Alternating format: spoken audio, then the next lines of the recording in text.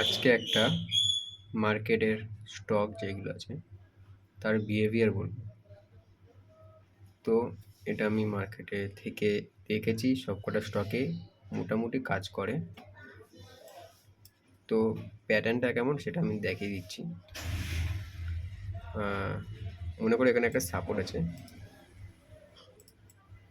এবং মার্কেট যেটা আছে সেটা এইভাবে কাজ করছে। হাই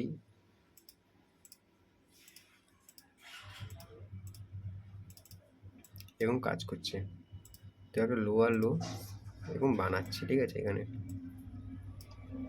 বানানোর পরে রেজিস্ট্যান্স খাচ্ছে, এখানে লোয়ার লো বানাচ্ছে।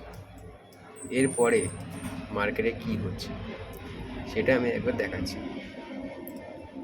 ধরুন এখান থেকে একটা ব্রেকআউট আসলো ভালো মতো, ঠিক আছে, কিন্তু এই জায়গাটা আপনারা কখনোই স্টক নেবেন না, মানে বাই করবেন। ব্রেকআউট আসলো, সবাই এন্ট্রি করে, কিন্তু এখানে আপনি করবেন না। কখন করবেন সেটা আমি দেখাচ্ছি। যখন মার্কেট একটু নিচে নামবে, মনে করুন অর্ধেকটা নামলো, ঠিক আছে, বা এত দূর পর্যন্ত নামলো, ঠিক আছে, সাপোর্ট এরিয়া নামলো, তো আপনি সাপোর্ট দেখছেন এবং এই জায়গাটা কি হচ্ছে, তখন আপনি এই জায়গাটা বাই করবেন। এই সাপোর্টে আপনি বাই করলে স্টপ লস এই সাপোর্টের নিচে থাকবে এবং মার্কেট এবং টার্গেট রাখবেন হাই পর্যন্ত। টার্গেটে এবং টার্গেটে রাখার একটা পজিশন আছে, ফার্স্ট রেজিস্ট্যান্স এইখানে, ঠিক আছে, সেকেন্ড রেজিস্ট্যান্স, যেগুলো পরপর আছে মার্কেটের স্ট্রাকচার অনুযায়ী। এই হচ্ছে একটা বিহেভিয়ার মার্কেটে এবং মার্কেটকে, এবং তার প্রমাণও আমি দিয়ে দিচ্ছি। কালকে যে স্টকটা নিয়ে আমি কথা বলছিলাম, ঠিক আছে, 1 ঘন্টা টাইম ফ্রেমে, সবসময় 1 ঘন্টার টাইম ফ্রেমে আপনি দেখবেন এইসব। দেখুন কালকে আমি এই জায়গায় একটা বাই বলেছিলাম এবং এখানে মার্কেট উপরে গেছে, ঠিক আছে, হয়তো এখান থেকে একটু নিচে নামবে, ঠিক আছে, এখান থেকে মার্কেট নিচে নামবে, আবার বাইস আসবে বা একটু নিচে নামবে, কিন্তু এটা আলটিমেট উপরে যাবে। এটা কিন্তু একটা স্ট্রাকচার, যেটাকে আমি কালকে ভিডিওতে আমি বলেছিলাম, এবং ঠিক একই সিমিলার। দেখুন একই চার্ট প্যাটার্ন, দেখুন চার্ট প্যাটার্নটা রেজিস্ট্যান্স খাচ্ছে, এই জায়গায় একটা ব্রেকআউট আসলো, এই জায়গাটা, ঠিক আছে, এই জায়গায় বাই করবে না কখনো, নিচে আসলো, সাপোর্ট এরিয়া আসলো এবং এখানে বাই করলে টার্গেট অ্যাচিভমেন্ট এগিয়ে যাবে। আর একটা দেখুন একই সেক্টর, কালকে এই স্টকটা আমি বলিনি, হিরো মোটর কপ, সিমিলার, দেখে নিন, support support support, resistance. Market কী করলো দেখুন, একটা উপরে গেল মার্কেট, কিন্তু তখন আপনি বাই করলেন না, কখনো ফার্স্ট ব্রেকআউটে বাই করবেন না, সবসময় অ্যাভয়েড করবেন। মার্কেট নিচে আসলো, কতটা নিচে আসলো এটা একটু দেখুন, এটা একটু বোঝার জিনিস আছে, এটা কতটা নিচে নামলো মার্কেট। আপনি যদি ফিবোনাচি ইউজ করেন একদম বটম থেকে হাই পর্যন্ত, দেখুন 0.6 বা তা একটু নিচে নেমেছে, কিন্তু 0.5 আমি এই জায়গাটা মার্ক করে রেখেছিলাম, দেখুন এই জায়গায় কিন্তু 0.5 আসছে এই জায়গাটা, ঠিক আছে। মার্কেট কিন্তু কালকে এই জায়গায় নেমে এই জায়গায় কিন্তু ক্লোজ দিয়েছিল কালকে। আজকে দেখুন ভালো, দেখুন একটা আপ মুভ এসছে, 41 পয়েন্ট কিন্তু আজকে চলে এসছে, ঠিক আছে, প্রায় 1% আপ মুভ। তো এটার ফার্স্ট টার্গেট যেহেতু আমি বলে দিয়েছিলাম রেজিস্ট্যান্স পর্যন্ত, এত দূর একটা ফার্স্ট টার্গেট আসতে পারে, তারপরে সেকেন্ড টার্গেট যদি মার্কেট ভালো থাকে আরও উপরে উঠবে। তো এটা একটা প্যাটার্ন, একই প্যাটার্ন অনেকগুলো চার্টে কাজ করে, শুধু এই অটো সেক্টর না, অনেকগুলো চার্টে আমি আপনাদের দেখিয়ে দিচ্ছি একই চার্ট প্যাটার্ন। এটা দিয়ে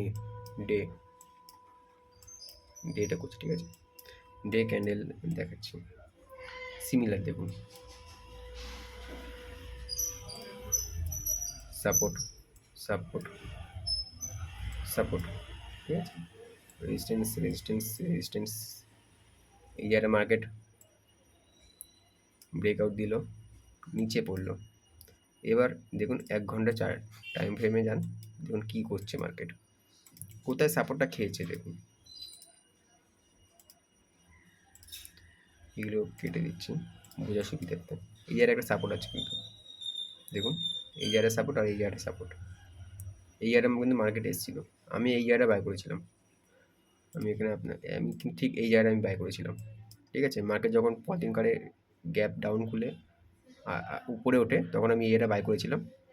এবং ফার্স্ট টার্গেট আমার 8,000 ছিল, এবং স্টপ লস যেটা ছিল সেটা হচ্ছে সাপোর্টের নিচে 1:2, ঠিক আছে? মার্কেট এই জায়গাটা টাইম পাস করে, সেদিনকারে একটু নিচে নামে, তারপর দিনকারে কিন্তু র্যালি দেয়, ভালো ভালো ক্যান্ডেল দিয়ে র্যালি দিয়েছিল। এইবার আমি বলছি, এত টাইম পাস কিন্তু মার্কেট করে না। সেদিনকার এই 2 দিন মার্কেট টাইম পাস করেছিল, কারণ ওয়ার চলছিল সেদিনকারে, ঠিক আছে? ডেটটাও দেখে নিতে পারেন আপনি, 23শে জুন, 23 23, 24, 25 এরকম ওয়ার চলছিল, সেই কারণে কিন্তু মার্কেট এখানে ডাম্প করে। আবার ওয়ার শেষ হওয়ার পর আবার মার্কেট উপরে ওঠে, এবং টার্গেট কিন্তু ফার্স্ট টার্গেট আমাকে দিয়ে দেয় 300, ঠিক আছে? কারণ ফার্স্ট রেজিস্ট্যান্স এখানে ছিল। এটা কিন্তু একই chat pattern, similar chat pattern. First breakout avoid, নিচে আসলো সাপোর্ট, এবং ফার্স্ট টার্গেট অ্যাচিভ। এবার দেখুন ডিএলএফে দেখুন সিমিলার চার্ট প্যাটার্ন বানাচ্ছে, কিন্তু এই জায়গাটা একটু রেজিস্ট্যান্স আছে ভালো, এখনও কিন্তু ভালো মতন ব্রেকআউট দেয়নি। আমি কিন্তু চাইছি এখানে কিন্তু আপনি বাই করতে পারেন ডিএলএফে, সাপোর্ট আছে যেহেতু, তবে একটু রিস্ক আছে, যেহেতু আজকে মার্কেট ওভারঅল নেগেটিভই আছে, ঠিক আছে? তো আমি এই জায়গায় আপনি বাই করতে পারেন, বা আপনি ভালো ব্রেকআউট আসবে, নিচে আসবে, তখন আপনি বাই করতে পারেন, ঠিক আছে? এখানে কিন্তু একটা ভালো বাই করলে কিন্তু 880 পর্যন্ত আসতে পারে। এটা একটা চ্যাট প্যাটার্ন, এটা বিহেভিয়ার, মার্কেটের বিহেভিয়ার অনেক স্টকেই আমি দেখেছি সিমিলার একই কাজ করে সব স্টকে। কিছু কিছু স্টকে আছে যেগুলো একটু মানে নিচে আসে না, সিমিলার, যেমন নর্মাল ব্রেকআউট হবে, একটু রিসেট খাবে, তারপরে এখান থেকে ডাইরেক্ট দিয়ে দেবে, বা রিসেটও হয় না, রিটেস্ট নেয় না, ডাইরেক্ট উপরে একদম চলে যায়, মানে রিটেস্ট নেবে না, ব্রেকআউট দিলেও একদম সোজা। অনেক স্টক আছে, যেমন এখানে দেখুন রিলায়েন্স, ঠিক আছে? রিলায়েন্স কোম্পানি সেম, আমি ভেবেছিলাম এই জায়গাটা ব্রেকআউট দিয়েছে, এই জায়গাটা যখন আমি ভেবেছিলাম এই জায়গাটা একটু নিচেও আসুক, হয়তো পুরোপুরি সাপোর্টে না আসে, 0.5 ফিবোনাচি বা 0.6 যাই আসুক না কেন, এত দূর এসে উপরে উঠবে। পরবর্তীকালে কিন্তু এখানে নিচে এসেছিলো, বাট আমি ট্রেডটা নিয়ে দেখুন কত বড় একটা র্যালি দিয়েছিল, ঠিক আছে? আরও অনেক স্টক আছে এরকম, দেখুন এটা দেখুন এনটিপিসি, একই বিহেভিয়ার, সিমিলার, দেখুন সাপোর্ট, সাপোর্ট, সাপোর্ট।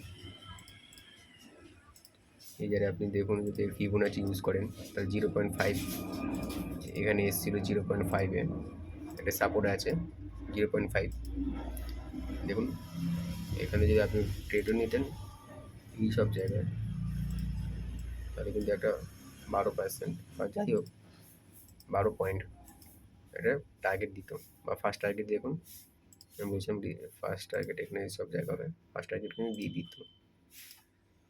তো এটা হচ্ছে একটা বিহেভিয়ার, যেটা আমি বললাম, ঠিক আছে? এটা কিন্তু একটা বিহেভিয়ার, এই বিহেভিয়ারের উপর কিন্তু কাজ করলে সুইং ট্রেডিংয়ের জন্য খুবই ভালো, ঠিক আছে?